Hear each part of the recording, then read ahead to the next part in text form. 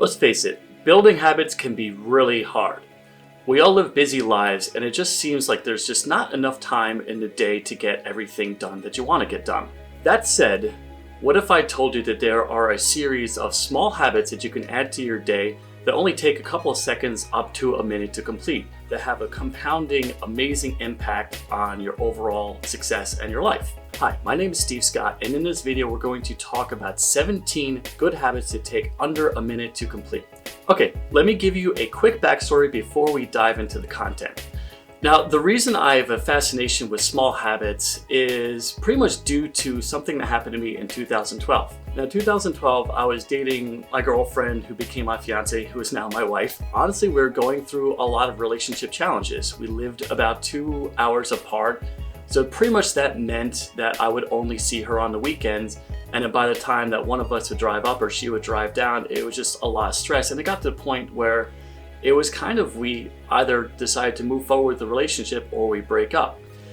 Now, we had a series of arguments, and one of the arguments, it came up that it wasn't necessarily the distance that disturbed her, it was more the fact that she didn't think I was thinking of her throughout the day. Now, this kind of struck a light bulb moment in my head where I was like, you know what if I just committed to, in the morning and in the evening, just continue to text her something encouraging like, I love you, or I miss you, blah, blah, blah, stuff like that. Now, I don't mean to say blah, blah, blah, like it's unimportant, but this was just kind of like, I wanted to find a way to strengthen our relationship and make sure that even though we were 2 hours apart, she knew that I was always thinking about her. So I committed the practice of first thing in the morning, just texting something nice to her. I hope you have a great day, I love you, I miss you, that sort of thing. And this got me thinking that what if instead of just adding one simple text message that was encouraging to her, what if I continued to build these small little habits into my routine? What would happen then? And as they say, the rest is history. So I would wake up in the morning, I would complete my morning routine, I would text her, eat a piece of fruit, vegetables, all the stuff you know you're supposed to do on a continuous basis. I committed to doing that. And from there, I ended up writing a book called Habit Stacking about the idea of building these small habits into your day. So that really is like what instigated the idea that small habits can have a powerful impact in your life. Now, with all the preamble aside, let me dive into the actual content of this video. So let's start with habit number 1. So habit number 1 is really simple. Get out of bed when your alarm goes off and immediately make your bed. Now, I know we all love to lie in bed and you pull out your phone, you look at Facebook, that sort of thing.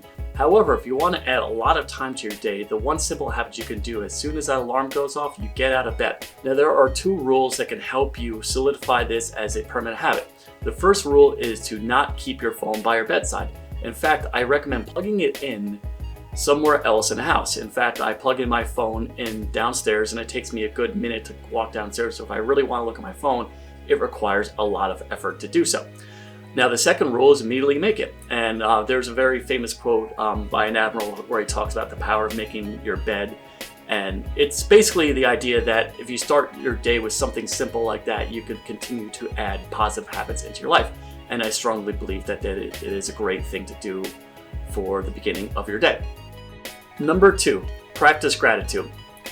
Now, I know gratitude is a popular topic, and it seems like everyone is talking about it nowadays. And in fact, I have a journal called the 90-Day Gratitude Journal. I think it's a pretty good journal, but I don't necessarily think everyone has to get it. In fact, I would recommend a simple gratitude practice where you just think to yourself and just answer one simple question every single morning. And just the question is, I feel grateful for blank because blank. So just think to yourself, I feel grateful for the morning because it helps me attack the day with enthusiasm. Or I am grateful for my wife because she does loving, kind things for me.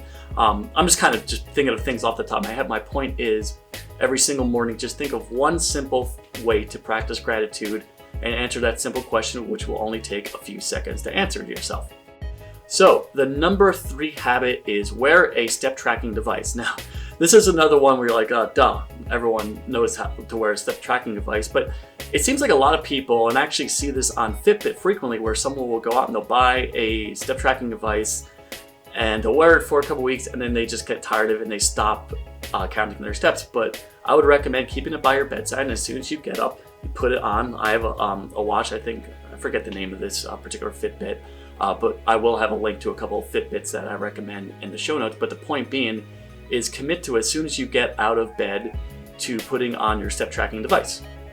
Number 4 habit, fill a 32-ounce bottle of water. And again, we're going back to these seem like simplistic things, but there are a lot of people that don't get enough water on a daily basis, and one simple habit is to go out and buy a 32-ounce bottle of water, and fill it first thing in the morning. So go into your kitchen, fill it up with water, and commit to drinking right away. And this really only takes a couple of seconds, but in my opinion, you'll be halfway through your daily water requirement just by filling one simple bottle. Speaking of which, okay, moving on. So how much water do you actually need? Well, there's a lot of kind of debate about this. One group of people thinks you should drink about 64 ounces of water. Now, if you do a lot of sports or you're an endurance athlete, I would highly recommend you do maybe up to 100 ounces of water. Now, there's other opinions that say you should take your body weight in pounds and do that in water. So if you are 150 pounds, then you should drink about 75 ounces of water. But regardless of what type of thought you have about how much water you should have every single day, I would recommend that you commit to doing at least 64 ounces. So basically 2 bottles of these types of waters every single day, and then you should be good to go. That's at least a bare minimum. So number 5, review your goals. Now, we all know about the importance of goal setting, and I won't beat you over the head with it. I'm sure you've heard this dozens, even hundreds of times, but goals basically help you achieve a lot of things in life. But I would recommend that you follow 2 simple rules, and I'll definitely talk about this in other videos. So the 2 simple rules that I believe are really impactful on your life are, number 1, you should set 90-day goals, and I just find that 90-day goals help you kind of focus on what's important right now, whereas some people start each year and they're like, all right, I'm going to get all these things done by next year, and by the end of the first month, they're already forgetting about their primary goals. So 90-day goals, and I will definitely talk about this in another video. And number 2 is review your goals daily. Now, reviewing your goals doesn't necessarily mean you have to write it 20 times or some other nonsense things I've heard about goal setting. I just simply have it on my Evernote app. I open it up, I look at it, just review the list, and honestly, bonus points if you could identify the certain tasks that you have to do that day and make sure that they perfectly align with the goals that you've set for that particular quarter. Number 6, identify your MITs, or most important things. The best way to achieve maximum results in your day is to identify the activities that have the biggest impact on your professional life and immediately start your workday by focusing on these activities. Now, this could be 1 task, 2 tasks, or 3 tasks, but the important thing is to sit down and identify your 80-20. And this is something called the Pareto principle, which basically states that 80% of your results often come from 20% of your efforts. So if you figure out the certain things or certain activities that have the biggest impact in your life and do those first thing in the morning, then you will do a lot better than someone who starts their day by looking at email, texting friends, looking at Facebook, all this stuff I've already talked about. The point being is identify your MITs and get started on them. Which leads us into number 7, start your day with your one thing. Now, the one thing is a popular book by Gary Keller and Jay Papasan that basically talks about how we all have different activities that really drive our success. But there's often just one singular activity that has an amazing impact. Now, as a personal example, for many, many years, my one thing was writing. If I just committed to writing 30 to 60 minutes a day, a lot of the other activities weren't as important, as long as I made sure I was creating content on a consistent basis. And another example is right now that I'm getting into YouTube videos, my one thing has kind of transitioned over into just writing the scripts for these particular videos.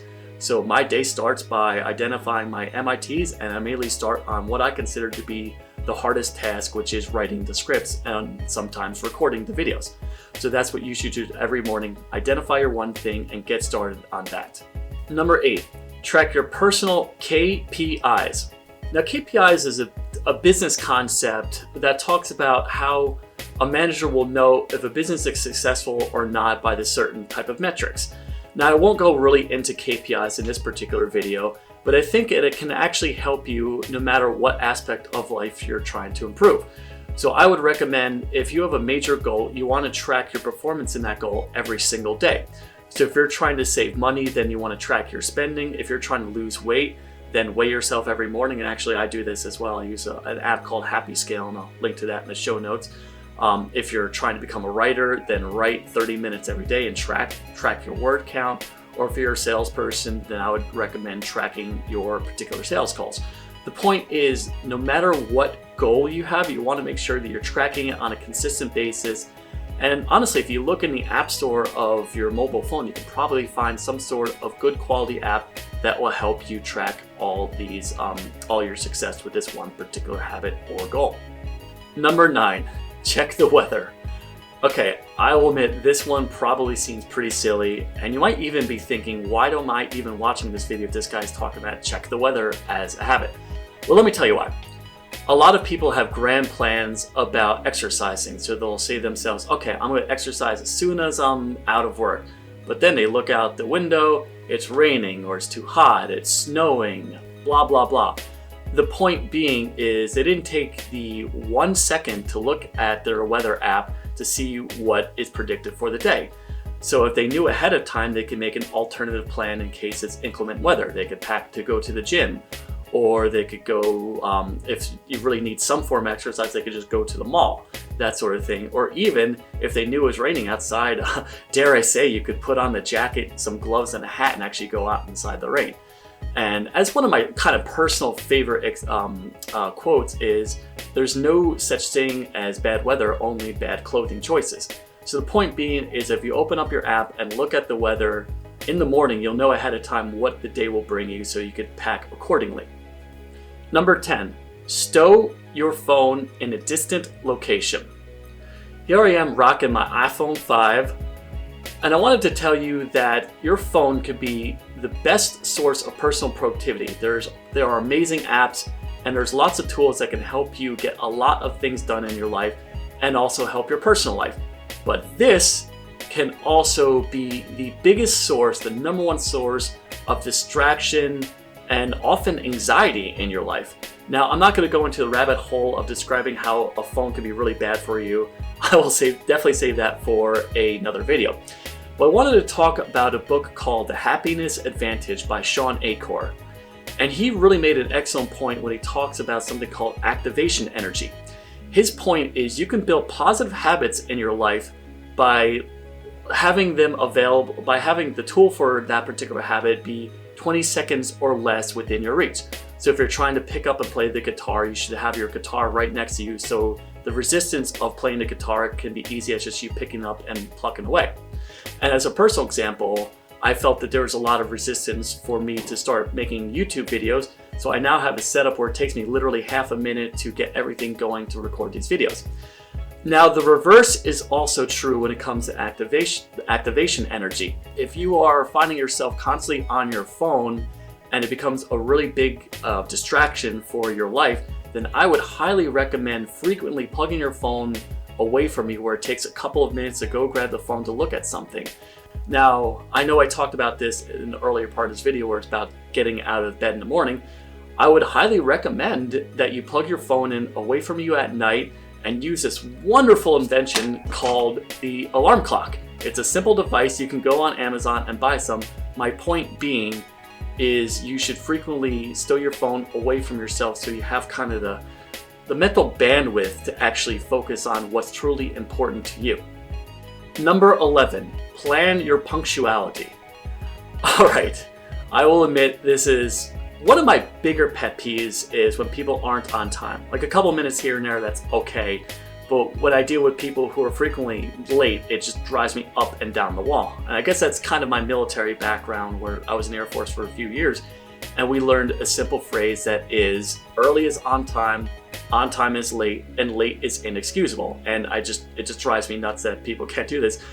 But if you're someone who struggles with punctuality, I would recommend a very simple habit is, before you go anywhere, take the less than 1 minute to map out your route, see if there's any sort of delays, and add about 10 to 15 minutes of buffer time to your driving.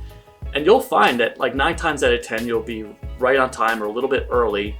but often you'll encounter some sort of unexpected thing that pops up, like there's an accident or something on the road where you're delayed by 10 to 15 minutes. But since you already added that into your schedule, you'll be nice and on time.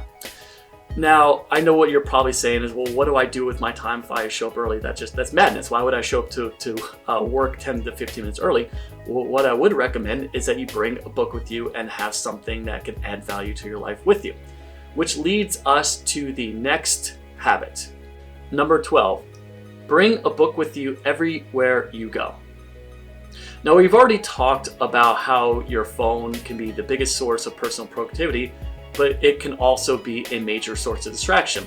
And if you find yourself just mindlessly thumbing through your phone, looking at Facebook, Instagram, your stats, what's happening in the news, all this stuff that people typically do with their phone. But if you want to enhance your life and you want to improve it, then I would recommend building the practice where you have a book with you at all times. So right now I'm reading this book. It is Story Genius: How to Use Brain Science to Go Beyond Outlining and Writing a Riveting Novel. It's pretty good so far. The point being is I always have a book next to me, so whenever I find myself with what's called with those slivers of time, those a couple minutes here, a couple minutes there, where you basically have nothing to do, I have something that I can read that enhances my life. Okay, this leads us to our number 13 habit: order a book from the library. Now you might be thinking it's nice I can go out and buy a bunch of books I have with me at all times, but honestly, I'm at the point where I don't like a lot of clutter, so I get the majority of my books nowadays from the local library. So you can see here, this is Story Genius, has the nice barcode on the side, and I get all my books from libraries nowadays. So if this is a habit that you want to actually build in your life, I would recommend 2 simple rules. So first off, you want to keep a running list of all the books that you'd like to read.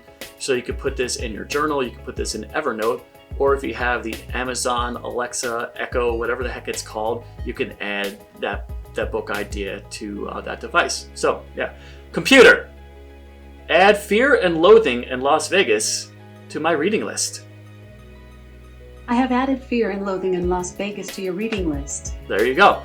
So that really is, that's the first thing you should do. Be sure to add book ideas to a list and maintain it on a continuous basis. That's a simple habit you can do. And number 2 is order the actual books from your library. Now what's cool is I know we all have different libraries throughout the world.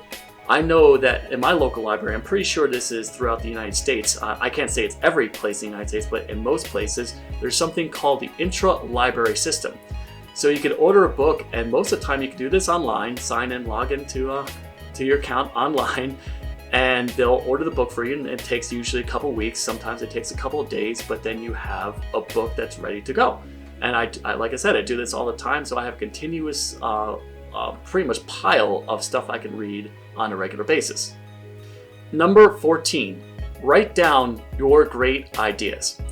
Now let me tell you another brief story, and actually this also happened in 2012, which is, I guess, was a pretty good year for me. I was at a conference and the speaker made this line. It's really just kind of a cast off line, but he said Amazon's teaching a lot of people to buy little things. And I was thinking about that and just struck a chord with me, and it just stuck with me for a couple days. And I started to think about my blog at the time, and I was wondering, hey, maybe I should take some of the content that I already have, put it in short Kindle form, and maybe I could build a business off this. It was just a random idea. I wrote it down, and that simple idea turned into a 6-figure business that I've had ever since 2013. So the point being is you probably have a lot of ideas that you get on a continuous basis, but if you're not writing them down and you're not taking action on them, then the ideas are worthless. So what I would recommend is whenever you get a good idea, immediately write it down. So you could do this in a number of ways. You could write it down in the journal that you maintain, and this is the journal I have with me at all times, next to my book, of course. Or you could use a simple app like Evernote, and I've used this app for many years, but I'm starting to transition from Evernote to Todoist, which is definitely an app I'll talk about in future videos. The point being is, whenever, no matter how silly or stupid an idea pops in your head, just build the practice of writing it down immediately.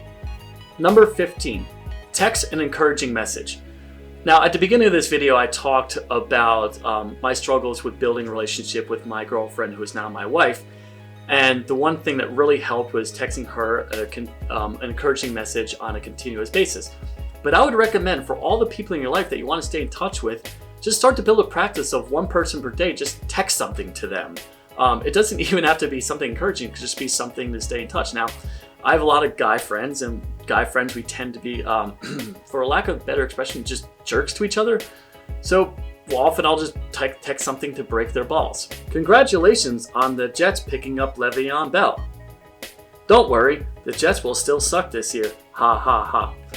Okay, you get the point. There are probably people in your life that you want to stay in contact with, but sometimes it just doesn't seem like you have enough time a day. So I'd recommend building a practice of one person per day, just text something to them. Number 16, practice conscious breathing. We all have these moments of stress and anxiety where it seems like the world's conspiring against us, and you're really worked up and you're anxious, and you just need a quick way to get some energy and just refocus on what's important. So I would recommend something called the conscious breathing practice. And through this, it's an exercise I call the 5x5x5 exercise. So it's literally just breathe in for 5 seconds, try to expand your diaphragm, breathe out for 5 seconds, and repeat that 5 times. So it would look like,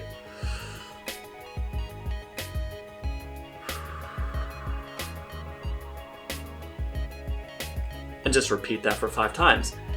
Now this might seem like an exercise that's a little silly, but whenever you're just faced with a moment of stress and anxiety, try to practice the conscious breathing method, and you'll find it'll do wonders for your stress and anxiety. And number 17, take a movement break. Number 17, take a movement break. Okay, technically a movement break will last about 5 minutes or 250 steps, but the getting started part of it can only take a few seconds. Now, if you're like me, you're constantly working, and sometimes it's hard to remember what to get up and move around. But I would recommend taking a movement break once every hour. And it has been said that sitting is the new smoking.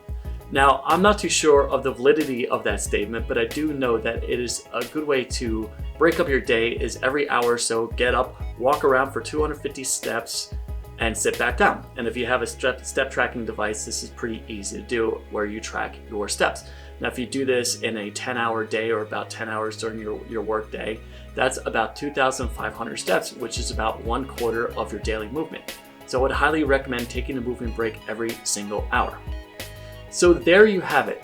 17 good habits that take 1 minute or less to complete. Now, these are habits that you can add to your morning routine, or you could sprinkle them in throughout the day. The point being is there are a series of small habits that can positively impact your life. Now, if you want to learn more about this subject, I would highly recommend checking out my book, Habit Stacking, which you can see over my shoulder, and I will definitely leave a link to it in the description box of this video. But also, I will be creating a lot of videos on habits, productivity, running an online business, and all sorts of other cool, interesting things. So I would love it if you subscribe to my channel and hit the notification box, and this will help you get notified of any future videos that I create. And finally, I would love to learn more about your experience of building small habits in your life. Is there any habits that you think I missed? Would you like to learn more about specific habits I talked about? Bottom line, I would love to hear from you, so be sure to leave a comment on this video. Well, thanks for watching, and looks like it's time to take a movement break. See ya.